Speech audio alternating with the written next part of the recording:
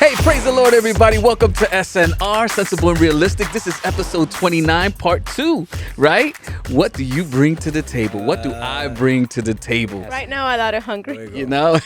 But what do I bring to the table? I heard a woman say on Facebook or somewhere, I bring to the table the ability to know what the table needs. Did she do this too when she did that? Okay. It might need a wipe. It might need whatever, but she knows what the table needs. I feel that. That's Yeah. good. That's good stuff. But then I'm going to take I think I heard that. I'm going to take it a little never heard further. The ability to know what the table needs and point it out. But I want to say the ability to go shopping for what the table needs.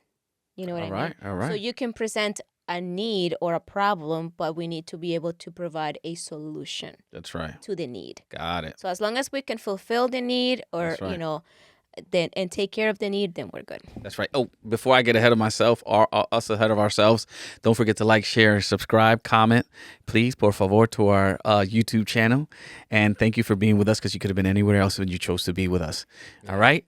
So now, this was such a great topic. We didn't even change clothes. We stayed this whole 2 weeks, mijo, con la misma ropa. Achoo. Ay, Dios mío, qué Word. escándalo. That is disgusting. How can you even say that? I Fuchi. can't. No, listen, the conversation was so good that we felt that really it was something that we really needed to continue to touch base on. It was too short it was too much for us to cut it short on one episode. Yeah. And we didn't want to elongate the episode because we noticed that sometimes people just don't watch that whole episode if it's an hour. So we didn't want to do that. So anyway, we're going to continue with the topic because What it do we is bring to the yummy. table? What do That we table- bring to the table? And something I just got just now while we're sitting here talking about, that table never leaves. The table is always set. You know, because what you just made, Becky, about that, whoever it was that said it, I feel like the table is always there, which is why if you saw the previous episode, it's a consistent conversation Yeah. that you're consistently having. There's always new topics. There's always new levels. There's always new things that, it's like taking an orange and peeling it off, one layer at a time. And which is why I was saying in the previous episode that it's so important to continue to build on that relationship when you're sitting at a table with somebody who you might be considering to be a future spouse. Right. Yeah. I mean, I think that just kind of give you a little bit of an little summary to the last episode. We were introducing the concepts and ideas of what it is to be a wife, to be a husband, what does the Bible says about the husband, about the wife. And then we continued to speak about it and went into deep waters as far as, what it is to lead, whose responsibility is it to lead in the home, spiritually, emotionally, psychologically. The Bible is very clear as to what our positions are based on our divine design. This is not what Becky can do. This is what God made Becky capable of doing. Right. This is what God made Manuel and George capable of doing as a man. I did a women's conference, I think a couple of months ago, if not, maybe a month ago. And one of as I was doing, it was the woman's design. And one of the things that I found out that I really didn't know is that a man's skin is 25 times harder than a woman's skin because of the labor in his physiological design to endure strength and labor to be very, very intense. So the design that we have from God, it's something that has to be taken into consideration, and otherwise we're not going to function as a husband and wife when we come into the union and the responsibility of becoming one with someone else. Whose responsibility is it to lead in the home? If your husband's not leading, or if your wife is not, building the house with wisdom and she's destroying it with her hands, are you going to push her to the side and step up to the plate? I mean, there's a lot of situations. Every home is very different. Right. And if you're a godly man, you can't step to the side, right? You got to really take control of the situation and just live that example. Push her to the side. No, and say, you can't push her to the side. And that's where I want to bring, kind of like focus into the fact that if there's a need, okay, so if your wife or your husband is not fully in the placed or standing in the position that the Lord handed them to be in, what do you do? Because you can address the problem, but also you have to love your wife or your husband enough to make him aware, hey, honey, this is what's happening. Mm-hmm. And I think a lot of couples get lost into the dynamics of communication Yeah. because it is a place of vulnerability. Yes. Mm-hmm. And when you do not know how to communicate, or you don't know how to do it without, because you bring it into the relationship patterns of communications that were very unhealthy, Mm-hmm. that you learned as a child, Mhm.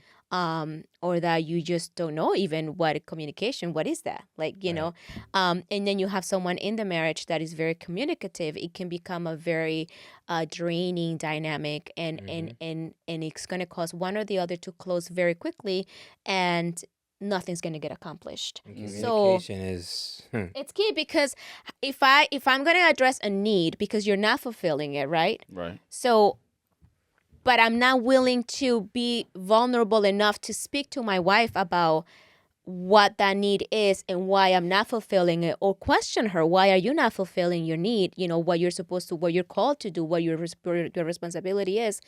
Are we really addressing it? Because you can't just, this is not something you can shove under the rug. Mm-hmm. I think the biggest thing I've learned, when it comes to communication in any relationship, but even more so, I'll speak forth, is that you have to, one of the things that you're bringing to the table is that you both need to understand that there's going to be times where you're going to have to confront, a situation, and that's a part of the communication. I think a lot of times we get to a point where it's like, well, I don't want to say something because I thought it was going to hurt your feelings. Yeah, it might hurt. Yeah. You know what? Like, suck it up and like get to the Suck it point up, where it's buttercup. like, you know what, honey, what I'm getting ready to tell you, or wife or husband, whoever you call them, you know what I mean? What I'm getting ready to tell you might hurt a little bit, and I just want to preclude and let you know that, what I'm getting ready to say, I'm not trying to hurt your feelings. Build a foundation around it. It's like, all in the approach. yeah, it's all in the approach. Like, listen, what I'm getting ready to tell you might hurt, but I'm not here to tear you down. It's just something Right. that I'm seeing, something that I have felt in the realm of the spirit, Right. and I need to express myself to you because it makes me feel like this, and like this. Right. You Like- know what I mean? like- Versus, why are you always doing this and Yeah, this? exactly. It just puts up a wall. Exactly. Like, You for know? example, what I'm about to tell you, Becky, it might be a little rough. Okay? But you gotta get this pocketbook out of here, bro. Manny, put that over there. Take that over there. Si no es el coconut water, es el pocketbook. Si no es el pocketbook, la botella de agua. Bendito sea la misericordia de But Dios. it's okay. You can yell at me because we're not Pero yo no married. ok, pues, chica, la cosa, men, deja eso para allá. Anywho, So yeah, it's what okay. Amen. what I'm trying to say is that, in communication, you have to get over that hump of understanding that, and the importance of understanding that sometimes you might say things that, it is going to hurt. Right. But again, that's a part of being vulnerable with one another. Right. Yeah, You know I what mean, Right. if you're okay, so the whole concept of yelling, my daughter tells me, "Mama, you're yelling at me." No, I'm not. I'm exercising my authority. Well, your tone of voice. Okay, so let's speak about tone of voices here. Which can be translated so differently. That is why I'm bringing it, because when in the dynamic of the communication that man is introducing, he or she may be addressing one another in a tone of voice that the other person may find intimidating, because that person, when they grew up, the dad or the mom, verbally abused them, and all that yelling or the tone of voice can trigger. So understanding the background of your significant other, and taking the time to get to know families and family dynamics, and what is it, what was your childhood like? Mm-hmm. Mm-hmm. I think it's so important to understand why he or she may react a certain way in a certain manner in a very tough situation, because if you have two perfect individuals, they'll have an amazing conversation. And hopefully you guys have this conversation in the Prior to. courting and dating aspect Right. before you get married. Because you know what? Because Most if of us you don't. marry, listen, honey, if you marry a person whose family is just ghetto Fabulous. fabulous, then guess what? You might be going through some hardships. Yep. And then you got to be around that family that you might not be built for. Right. Yeah. So that's a whole big thing, Yeah. right? So, and when you do that, it changes your approach. Right. So if I take the time to understand that my significant other had an abusive relationship Yeah. prior to me, Exactly. even though I might be very assertive with my tone of voice and how I speak, because I understand her past, I'm going to change my approach. Right. And I'm going to be Exactly. conscious of how I address it Right. Exactly. because of her past. Right. You know what I mean? But again, it's that relationship that we've been discussing. It is in conversations, especially for a woman. We're very emotional beings. I mean, even to get to the point of physical intimacy, it derives from our emotional state. Right. Because men are wired by God to just, I mean, okay, I'm just going to say. I can see. I saw him smiling through the camera, yo. Okay, I have to, I forget that we're live, so I have to really, okay. So men are wired. Hey, man, I love this. Men are wired by God to, I mean, que si lo tocan se prende. You are on. And yeah, and I'm because physiologically that's just Yeah. how you're wired. You crying? Yeah. No. Men have A one love woman- language, touch. Yeah, So a woman is the complete opposite. Right. Right. A woman, you have to if there is no safety net, se dice, ¿verdad? Safety net. Yeah. Safety net where I can feel comfortable to expose my emotional side, or it's not gonna flow.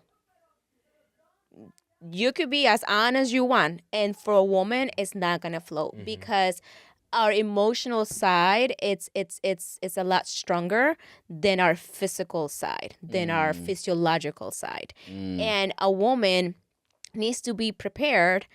You do this to a woman and they're like, why are you touching me? Like, they're not going to feel anything. So, but if you talk to her, if you throughout the day send her messages, if you have established that safety net, then it's different. Then it's very Yeah, different. I'm laughing because Why are you laughing? I'm laughing because when my wife is very lovey-dovey with me, I look at her and say, What you gonna ask me? What you want? Oh my God. She's like, what? I can't be lovey with you. I can't. I hear her I'm now. like, my bad. Jorge. I mean, it's just, but you learn how your wife reacts and Yeah. what really triggers her You would hope. to intimate. I would hope so. Yeah. I mean, but it takes time to get to Right. know each other. It takes time, and that is Absolutely. why you can't just rush into a marriage. That's right. You have to really take the time to establish that foundation in the Lord, and just to get to know each other, so that because let me tell you, it's gonna surface. Trauma is going to surface.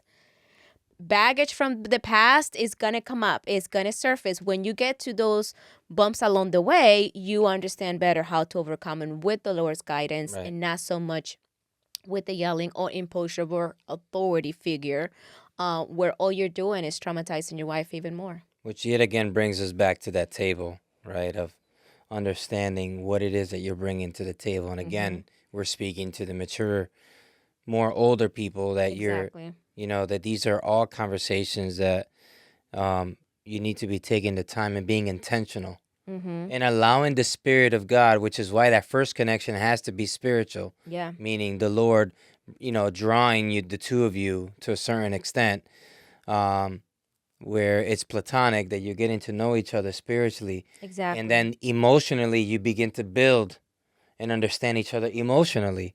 Yeah. Because the Spirit of God is involved, and He is taking lead of every conversation that you are having with one another, that you begin to understand, wow, okay, so, and you begin to be vulnerable about certain areas that you're like, wow, okay, now I that makes sense why you would feel that. I can understand that, yeah, you grew up without a father, and I understand what that's like because I did too, or whatever it is, and you begin to build commonalities with one another because you're understanding each other spiritually. And it carries over into the emotional aspect. But again, like we were saying in the other episode, we skip that, and it's like, and you, when you skip that and you just, oh, that's great. You can go out on trips and day trips and do this and do that. And you think And it's all a part of it. Don't get me wrong. It's fun to do that, but it's the communication. And I think that what we've forgotten is that the God that we serve is an emotional God. He's an intentional God. He's a gentle God. Yes, he's a lion, but he's also the lamb. Right. And he really ministers to us in a way that is individual from me to you, because he knows each and every one of us individually. And so when we are in that time alone with God, God ministers to us individually because he has, obviously he knows us. He didn't need to take the time to get to know us because he already knew us. He created us. But that same symbolization of that relationship should be taking place where you're taking the time to get to know one another. So when you are in a union, you've understood that. Like you said, George, I hope you had all these conversations. I mean, marriage is built on faith, love, and respect.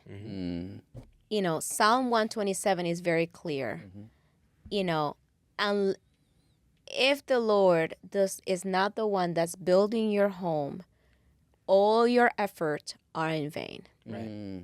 It's very, very clear and it's established. It's a biblical principle.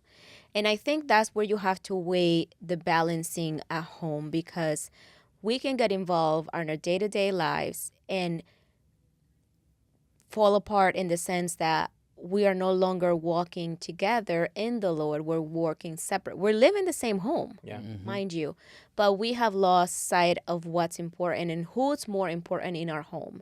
Because you can have a home with light, heating, food, you know, a roof, but if the Lord's presence is not in your home, you know, it's not. What value does it truly have? Right. It is the man's responsibility to lead his family in faith. And as you lead your family in faith, you create a safety environment, a safety net for your wife and your kids. If your kids don't want to come home because all they see at home or they hear at home is arguing, you know, bickering, is the presence of the Lord there. I've always prayed and I said, Lord, I want my home to be, even when my kids are 40 and 50, I want my home to be an oasis. Right. That when they walk into my house, all the voices around them can completely shut down. Right. And that they can just immediately feel peace. Right. But that is not a human action. That is the presence of the Lord that can truly do that. Right. And in order to do that, a man has to be in his place, leading in faith. Right. Because you can lead in love, and that's where the priority is. The Bible is very specific on how it prioritizes certain things. Why do you have to lead in faith? Because if you lead in love and your love language is paying the mortgage and putting food on the table and making sure your kids are dressed, but you forget about the faith, it's going to fail. Right. Right. You can't lead in respect if you don't love. Right. And you can't love if you don't have faith. Right. So it's important that the priority, these are examples that the Bible had said, okay, you want to live together, this is how you need to build. Faith, love, and respect. Right. Because if we don't do that, it's going to bring a lot of trouble. And listen, to all my career-driven men out there and career-driven women, right? If you're really career-driven, right, and you supposedly serve the Lord and you're putting your career before everything, number one, your career or your business is your idol. Yep. Yeah. Right? And it shouldn't be coming before Jesus and your family. That's right. You know, I don't care how hard you got to struggle, you got to work to get it. Don't get me wrong. I know you got to hustle, but there has to be a balance. Right. There has to be. Yeah. You can't keep hustling and hustling and hustling and think that you're going to be building your business, but your family's going to be falling apart. Yeah. You know, and that's when we have to recognize, and it takes us being connected with Jesus, right? And being sensitive to the Spirit of God to be able to know when we're being detoured. Yeah. Right. You know, I know when I'm starting to do too much of something and not spending time with my wife, right? Like, I know when I'm like, you know what? Nah, I ain't doing that. I'm gonna go watch a movie with my girl. I'm gonna tell her, baby, you know what? Let's watch a movie. You want to watch a movie? Baby, you want to watch it? You want to watch a movie?